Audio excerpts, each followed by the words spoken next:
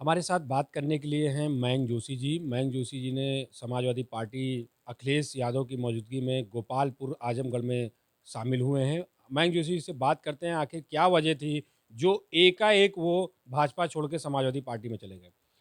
अभी कुछ दिन पहले मतलब उत्तर प्रदेश के चौथे चरण के मतदान के 1 दिन पहले आपकी फ़ोटो आई थी शिष्टाचार भेंट की और अब 7वें चरण के मतदान के 1 दिन या 2 दिन पहले आपकी फ़ोटो आ गई है समाजवादी पार्टी में शामिल होने की। तो आखिर इतना जल्दी आपने कैसे फैसला बदल लिया शिष्टाचार भेंट से और समाजवादी पार्टी में शामिल होने का? नहीं देखिए, फ़ैसला जल्दी नहीं लिया। जब आप जानते हैं जब टिकट वाला प्रकरण हुआ, उसके बाद ये 3 तारीख को समापन हुआ जब आखिरी दिन था नॉमिनेशन का। और उसके बाद मुझे समय मिला एक 20-25 दिन का। अगर आप देखिए कल में जोड़ लीजिए तो पूरा 1 महीना बीत गया। तो अपने जितने भी हमारे शुभचिंतक थे, जो टीम के लोग थे, उनके साथ समय मिला। इसके लिए मैं भारतीय जनता पार्टी का धन्यवाद करता हूँ, मुझे टिकट नहीं है तो मुझे कम से कम सोचने का समय मिला।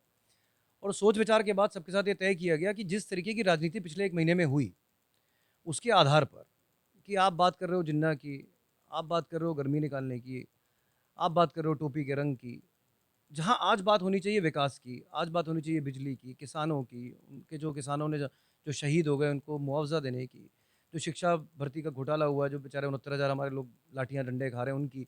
तो बातें होनी चाहिए थी विकास की, बातें होनी चाहिए थी कि हमने पिछले 5 वर्ष में क्या किया और आगे क्या करने वाले हैं।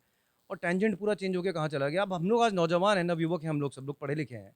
मैं इस तरीके की राजनीति से मुझे लगता है मैं प्रेरित नहीं हूँ। आदरणीय अखिलेश यादव जी का मैं आभार व्यक्त करता हूँ कि मिलने का उन्होंने मुझे समय दिया और फिर अपनी लोकसभा में बुला करके और मुझे अधिकृत रूप से समाजवादी पार्टी में उन्होंने सम्मिलित किया। और उस आदमी का मुझे विज़न जिस तरीके की उन्होंने अपने घोषणा पत्र में बातें रखी हैं, जैसा मैंने कहा, चाहे वो महिलाओं की सुरक्षा की हो, चाहे वो 112 हो जो डायल 100 हुआ करता था। विभिन्न जो उन्होंने स्कीमें उसमें डाली हैं, मैं उनसे प्रभावित हुआ। जिस तरीके का उन्होंने अपने भाषण और अपना आचरण रखा है इस पूरे चुनाव में, प्रभावित होकर के मैंने तय किया। जैसे मैंने कहा कि भाजपा का बहुत-बहुत आभार है कि 1 महीने का समय दिया मुझे सोचने के लिए, सोच-विचार करने के बाद मैं वहाँ गया हूँ। तो ये मतलब कहा जा रहा है कि टिकट ना मिलना, उसके बाद आपको समय मिलना सोचने का। अब ये जो इसके साथ-साथ आपको ये भी लग रहा है क्या कि उत्तर प्रदेश में अब भाजपा की सरकार जा रही है और समाजवादी पार्टी की सरकार आ रही है, इसलिए आप समाजवादी पार्टी की तरफ चले गए? नहीं देखिए, ऐसा नहीं है। दुनिया में जितने भी लोग होते हैं वो हमेशा धारा के साथ प्रयास करते हैं कि उसी प्रवाह में रहें। आज के दिन आदरणीय अखिलेश यादव जी विपक्ष में बैठे हैं। कल क्या होने वाला है भविष्य में आप भी नहीं जानते, मैं भी नहीं जानता। तो मैं तो धारा के विपरीत अब प्रयास कर रहा हूँ कि अब अपनी राजनीति पुनः प्रारंभ करूँ। तो ये कहना गलत है कि कल क्या होने वाला है, मुझे भी नहीं मालूम, बड़े-बड़े राजनीतिक पंडित नहीं बता पा रहे कल क्या होने वाला है। पर मैं चाहूँगा कि एक नवयुवक जिसने पहले भी यहाँ इस उत्तर प्रदेश की बागडोर सँभाली है, वो पुनः एक बार एक नए विज़न के साथ, नई उम्मीद के साथ पुनः एक बार मुख्यमंत्री बने और हम सब नवयुवकों को एक नई राह पे और इस प्रदेश को एक नई राह पर ले जाने का प्रयास करें। नहीं एक बात और निकल के आ रही है, आपकी माताजी सांसद हैं और आप समाजवादी पार्टी में आ गए। तो ऐसा भी चर्चा आ रही है कि आने वाले समय में माताजी को राज्यपाल भारतीय जनता पार्टी सरकार बनाती है या फिर जो भी उनके शीर्ष नेतृत्व फैसले लेते हैं। कहीं न कहीं आपके समाजवादी पार्टी में शामिल होने से नुकसान तो नहीं हुआ उनका?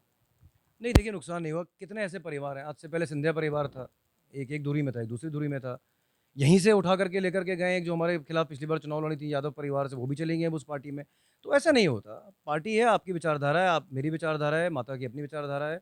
आज भी आप देखिए वो उन्होंने प्रयाग में पूरा चुनाव लड़वाया। यहाँ पर भी जो एक पलायनवादी नेता हैं, जो आ गए हैं, जो लखनऊ कैंट से चुनाव लड़ रहे हैं, उन पलायनवादी नेता के चुनाव में भी वो गईं, उन्होंने उनको चुनाव लड़वाया।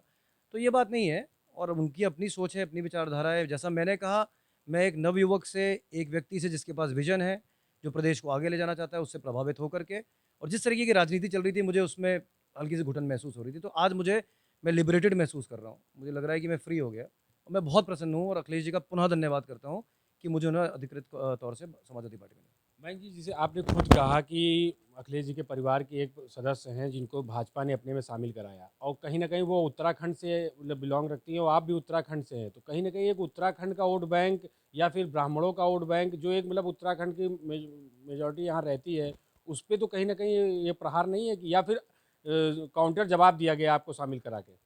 नहीं, ऐसा नहीं, मुझे नहीं ऐसा लगता। देखिए, मैं अखिलेश जी को बहुत वर्षों से जानता हूँ। मैंने पहले भी ये कई फ़ोरम पे बोला है और प्रभावित होके मैं सिर्फ़ इसलिए गया हूँ, मैंने जिस तरीके से बताया राजनीति हो रही है और माताजी को क्या देंगे, क्या नहीं देंगे, ये भारतीय जनता पार्टी जाने। वो आज भी उस पार्टी की सदस्य हैं, वहाँ की सांसद हैं। जैसे मैंने कहा उन्होंने पूरा चुनाव लड़वाया उन लोगों को प्रयाग में। आज भी कहीं वो हैं, इंदौर थी या शायद त्रिपुरा हैं, वो भी पार्टी के किसी कार्यक्रम में ही हैं। तो ये बात कहना कि उनको क्या नुकसान होगा और नफ़ा होगा, ये मैं नहीं देखता राजनीति में। मैं ये देखना चाहता हूँ कि जिस तरीके की राजनीति आगे इस प्रदेश के लिए होनी चाहिए सकारात्मक तौर की, वो मुझे समाजवादी पार्टी में दिखती है और इसी वजह से मैं आज अखिलेश जी के साथ हूँ। एक बात आपके सामने और रखना चाहूँगा समक्ष, एक उदाहरण देना चाहूँगा कि किस तरीके से भारतीय जनता पार्टी ने ब्राह्मणों के प्रति अपना आचरण रखा है, क्योंकि आपने वो बात करी कि आप ब्राह्मण भी हैं और आप उत्तराखंड से भी आते हैं। मैंने आप लोग जानते हैं पीछे एक भगवान परशुराम जी की मूर्ति का एक स्थापना करी थी, जो अपने मैंने साधन-संसाधन से करी थी। उसका पार्टी से कोई लेन-देन नहीं था और उसमें कई नेतागण भी आए जो बड़े-बड़े ब्राह्मण नेता हैं यहाँ के भारतीय जनता पार्टी के।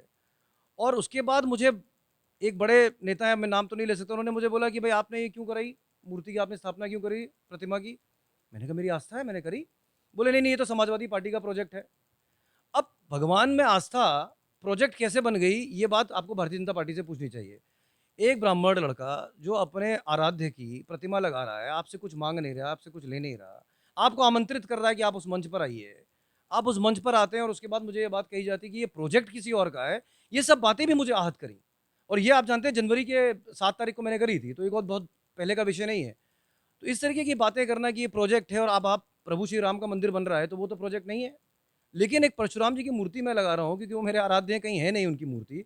परशुराम जयंती हुआ करती थी, हम लोगों के पास कोई स्थान नहीं होता था जाकर वहाँ माल्यार्पण करने का। आप उसको कह रहे हैं कि ये आपने प्रोजेक्ट क्यों ले लिया अपने हाथ में, सपा का प्रोजेक्ट है।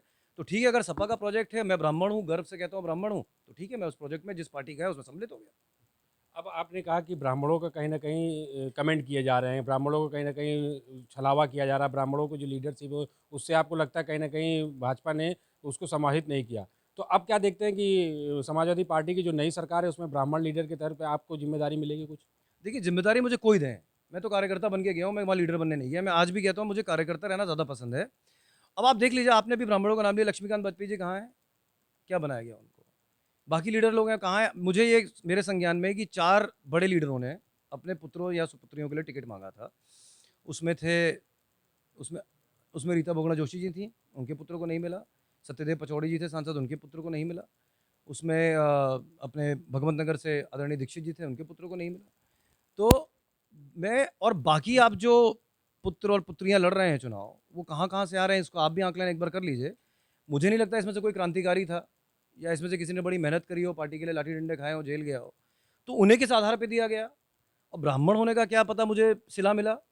हो सकता है, अब आप भारतीय जनता पार्टी के किसी महानुभाव से पूछेंगे तो ये प्रश्न ज़रूर उठाइएगा, क्योंकि ये प्रश्न सबके मन में है। मतलब कहीं न कहीं आपको लगता है कि आपने जो मेहनत की, उसका रिज़ल्ट भारतीय जनता पार्टी ने आपकी मेहनत को नहीं समझा, ना समझा इसलिए आपको समाजवादी पार्टी जॉइन करने पड़े। नहीं, समाजवादी पार्टी इसलिए नहीं जॉइन करी। देखिए, मुझे 2019 में जब उपचुनाव हुआ, सबसे प्रथम तो प्रयागराज आपने भेजा, हम एक कार्यकर्ता के तौर पे प्रयागराज चले गए।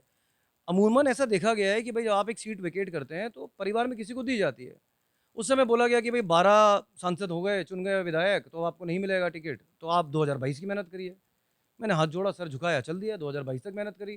तो ढाई वर्ष आपने मेरे और ले लिए। अब या तो मैं परिवार छोड़ दूँ या मैं पार्टी छोड़ दूँ। भई मैं बड़े आपको ये नहीं पता था कि मेरे परिवार में पहले से राजनीति है, ये तो आपको पहले पता था ना। तो आप 19 में ही कहते थे कि भई इस पार्टी में रह के तुम्हें टिकट कभी नहीं मिलेगा। मैं कहीं और परिश्रम करता। लेकिन अगर यही बात थी, तो बाकियों को किस आधार पे मिला, वो मापदंड भी भारतीय जनता पार्टी को जनता के सम्मुख रखना चाहिए। अब आप समाजवादी पार्टी में हैं और जिस तरीके से आप देख रहे हैं कि यूक्रेन से जो बच्चे अपने भारतीय छात्र फंसे हुए हैं और अखिलेश जी भी इसको लेकर कई बार मतलब ट्वीट भी कर चुके हैं और कई प्लेटफॉर्म पे बोल चुके हैं। आप इसको कैसे देखते हैं कि भारत जो सरकार है वो यूक्रेन से बच्चों को लाने में कितना सही है, कितना गलत है? नहीं देखिए, हमारा कोई भी वहाँ पर भारतीय फँसा हो, किसी भी देश में हो, वो लाना तो सरकार का दायित्व बनता है। ये बीच में मुझे याद है सुषमा स्वराज जी मंत्री थी, तो मुझे याद है कि गल्फ़ में या कहीं पे भी कुछ ऐसी एक क्राइसिस हुई थी। लेकिन बस दुःख की बात ये है कि उस ज़माने में जहाज़ हमारे हुआ करते थे, वो जहाज़ भी आज आपके बिक गए हैं। इसलिए लाने में जो विलम्ब हुआ, वो सरकार को सोचना चाहिए कि आज हमारे नगर उड्डयन मंत्री हैं, उनके पास उड़ाने के लिए कुछ है ही नहीं। ये और पहले हो जाना चाहिए था।